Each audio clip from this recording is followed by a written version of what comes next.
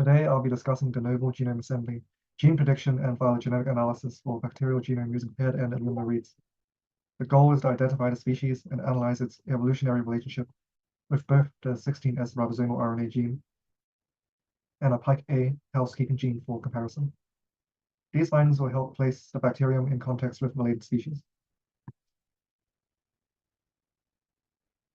I downloaded the paired and sequencing data from the client and performed a quality check using FastQC to ensure the data was suitable for assembly.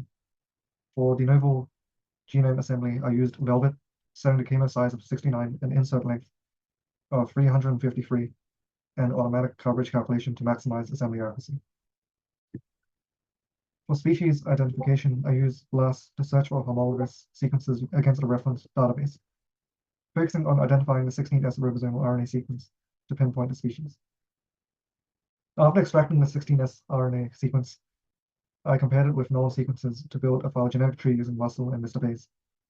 Finally, I selected a housekeeping gene, used OrthoFinder to extract its sequence, aligned it with known sequences, and invert a second phylogenetic tree to compare with the 16S RNA tree.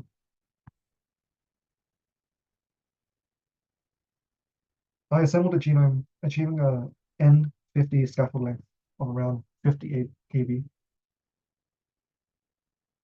with a maximum scaffold length of 183 kb.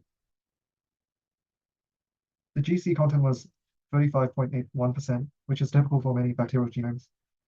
Over 61% of the genome was contained in scaffolds larger than 50 kb.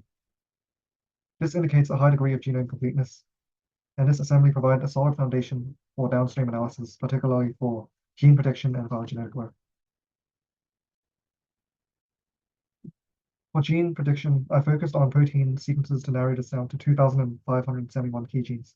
The longest gene is analyzed using BLAST-P and found to encode a G5 domain containing protein that is associated with bacterial cell wall maintenance, adhesion, and carbohydrate binding for the Staphylococcus similans organism.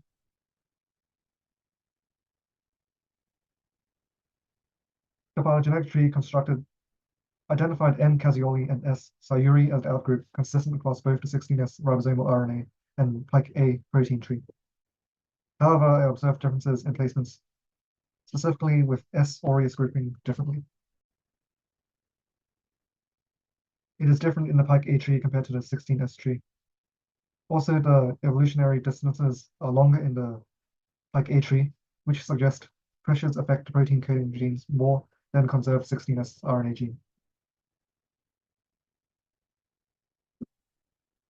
In conclusion, I assembled the client's genome using short-read sequencing data, achieving high-quality assembly with 61% of the genome in scaffolds larger than 50 kb.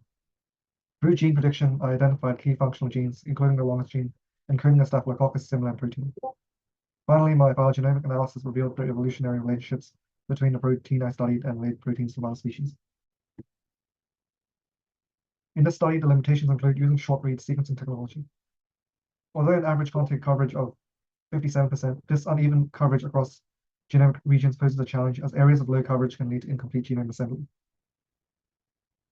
The fixed velvet parameters are not ideal for all genomic regions because of the risk of misassembly. The automated expected coverage in velvet G can struggle to distinguish true genome regions from sequencing errors. For gene prediction, like the GeneMark model was designed for Staphylococcus aureus. This approach can overlook species-specific genes in the client strain. Similarly, identifying the 16S ribosomal RNA sequence was based purely on sequence similarity. This is effective for homologs that are known but may fail to capture strain-specific mutations. Additionally, using single gene phylogenetic analysis with 16S and pike A, this limits the scope of evolutionary inference, as it doesn't fully capture the complexities of gene duplication or horizontal gene transfer events. To improve future research, I highly recommend including long-read sequencing technologies like Oxford Nanopore to overcome the limitation of short reads. For gene prediction, training a custom model would enhance prediction accuracy by identifying unique species-specific genes and avoiding incorrect annotations. Finally, for phylogenomic analysis, a whole genome approach would provide a comprehensive understanding of evolutionary relationships.